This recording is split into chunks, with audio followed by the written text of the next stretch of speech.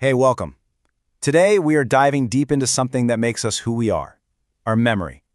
And we're going to unpack this pretty radical idea from a top neuroscientist that, I promise you, is going to completely change how you think about your own past.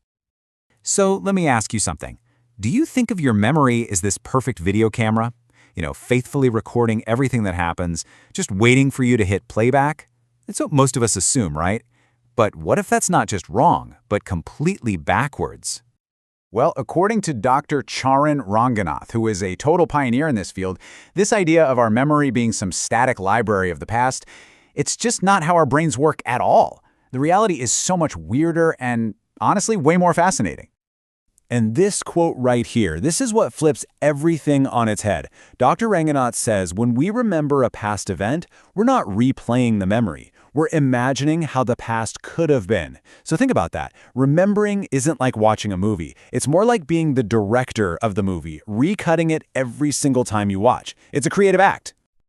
Okay, so that brings us to our first big idea, what we can call the great memory illusion.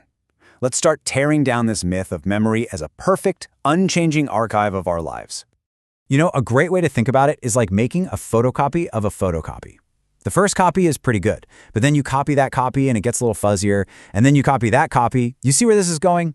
Every time you pull up a memory, you're actually remembering the last time you remembered it, not the original event. The gist of it gets stronger, but the little details, they start to warp and fade. All right, so if memory isn't for perfectly recording the past, then what in the world is it for? I mean, it has to have a purpose, right? Well, this next part reveals the true and kind of brilliant reason our brains are built this way. So what we're looking at here is this huge shift in how scientists think about this. The old view, that's the video library idea, a perfect record. But the new view, it sees memory as a dynamic prediction tool. It didn't evolve for nostalgia, to let us look back fondly. It evolved for survival. It's a tool designed to take what we've learned and use it to imagine, predict, and plan for the future. And here is where it gets really mind-bending. If memory's main job is to help us with the future, then forgetting isn't a failure of the system, it's actually a feature, not a bug. Our brains have to forget things. They have to clear out all the useless clutter to make room for what's actually important. This quote from Daniel Levitin just hits the nail on the head. Forgetting is what makes us adaptable. It lets us cut through all the noise so we can quickly grab the lessons that matter when we're facing a new problem. It's basically our brain's optimization software. So all of this leads to a pretty startling conclusion. If memory is always being reconstructed and forgetting is part of the plan, it means your past is way more changeable than you probably think. Now check out this story. It's incredible. Elizabeth Loftus is one of the world's top experts on false memories. She basically created the field. And yet she herself developed a deeply traumatic and vivid memory from her childhood that turned out to be completely false.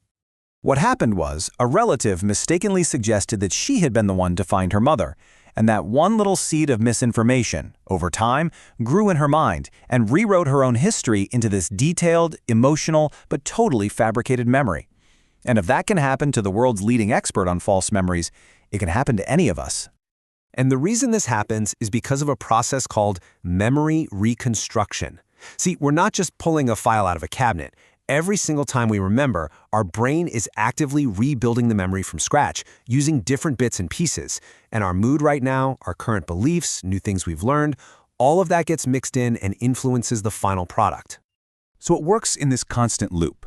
You have an experience, later you recall it, but in that moment, your present self gets its fingerprints all over that memory. Then you store it away again, but now it's a new, updated version. And this happens again and again and again.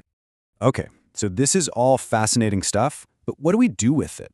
How can we take this flexible, sometimes unreliable system and actually use it to our advantage? How can we start working with our brain instead of against it? Well, the key, the big shift, is to stop expecting our brain to be a passive recorder. We have to become active participants. The goal is no longer a perfect memory, because that doesn't exist. The new goal is an intentional memory. And Dr. Ranganath has this brilliant, simple technique for this. He calls it planting cues. So instead of just vaguely hoping you'll remember to take out the trash, you get specific.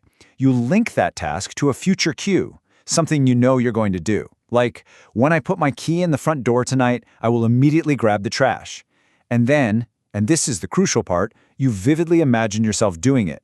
You see the key, you feel it turn, you see yourself walking to the trash can. You're setting a trap for your future self. So let's wrap this all up with 3 practical takeaways. First, be intentional. Before you go into an important event, ask yourself, what do I want to remember from this? Second, use photos as cues, not crutches. Don't just snap away and outsource your memory. Use a photo to trigger the feeling and the details of a moment. And third, diversify your life. The more varied and new experiences you have, the richer your mental web of knowledge becomes, giving you more to draw on in the future. Ultimately, knowing all this is incredibly empowering. It means your past isn't this fixed thing written in stone. It's a living story, and you are constantly one of its authors. So the real question isn't just, what do you remember? It's what will you choose to remember to build the future you actually want?